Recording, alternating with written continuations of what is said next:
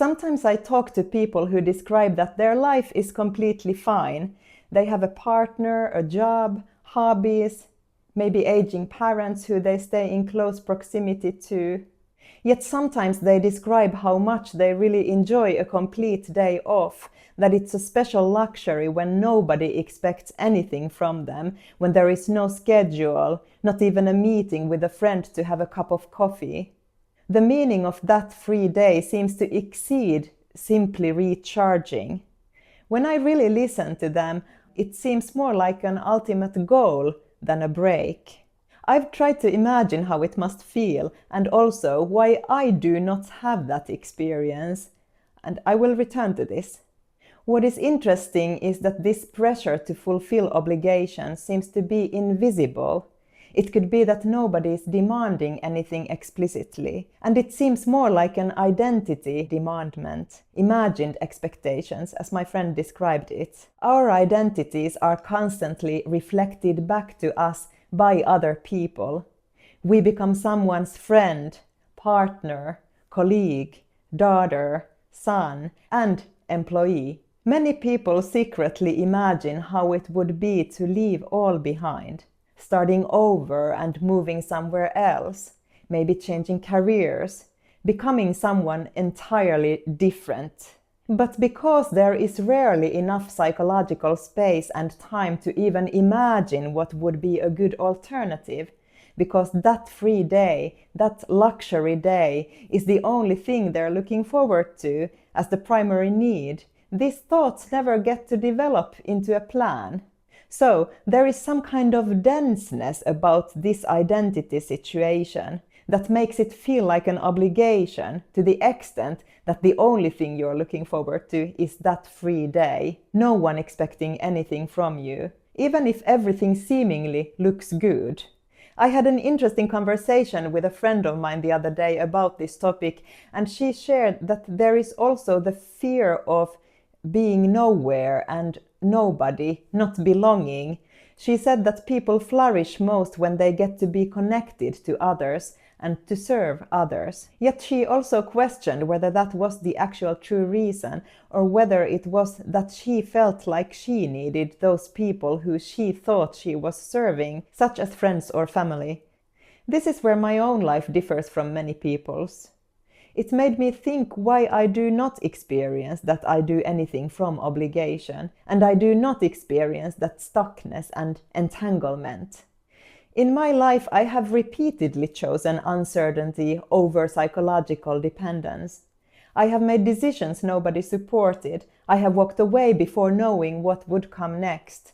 And because of that, I have spent long periods in isolation from social networks that would define me as someone specific. And in those times, I have been essentially nobody. I have come to believe that being nobody is an underrated human experience. That people avoid being a nobody so much that they rather choose prolonged toxic situations and try to fix themselves so that they suffer less in those toxic situations. We spend enormous amounts of energy trying to become somebody respected and perhaps somebody recognized. But when nobody is reflecting an identity back to you, something interesting happens. You are forced to carry yourself without that reflection, make decisions without anyone confirming them. You are forced to even choose without leaning on any measurement system defined by others. This is, by the way, what philosopher Jean-Paul Sartre,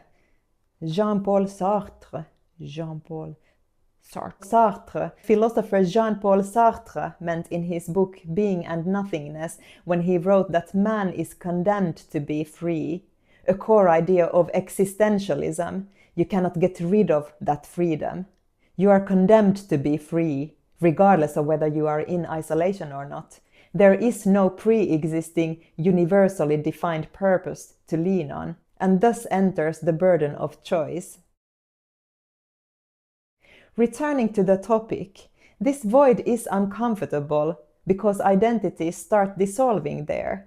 No one confirms who you are, and that experience, which people seem to be pretty afraid of, I believe that to be the key to making any changes in life. Modern culture often treats isolation as a problem to solve. Yet my experience has been this. Everything that is most meaningful in my life emerged from periods of isolation.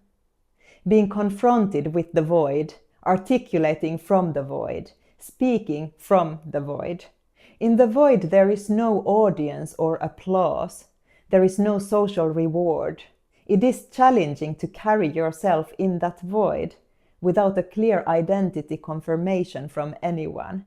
And when I was talking with my friend about this, I felt like niceness was also an element, wanting to be nice to those who expect something. My view is this: whatever the situation, or at least in most situations, accommodating others' expectations is not even really serving. In fact, doing something unlikable can be good for the other person. You unfriend someone on social media because they betrayed you, not because you are punishing them, but because you don't want them to witness your life. You might actually be giving them a gift. They get the opportunity to reflect the situation and their choices. They may not regret anything, and that's their choice. But in this way, by being real, not being superficially nice, not trying to meet assumed expectations, not trying to always be graceful, you might cause frictions in a way that actually serves your surroundings too. And that ability emerges when you spend time in the void. You're not that afraid of abandonment. You know that you will be able to carry yourself without support. I don't think everyone should live in isolation, and I am referring more to periodic isolation, to not fearing isolation. That is the point. I do think many people are terrified of a particular experience. The experience of not being carried by an identity, not being reflected back by a network, not being somebody.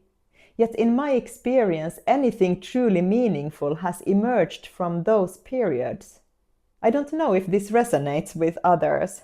What I consider valuable and what I feel makes me able to contribute or just to be real with people, it does not come from belonging, it does not come from comfort, but it comes from the void, from that space of nothingness, from that space of non-identity.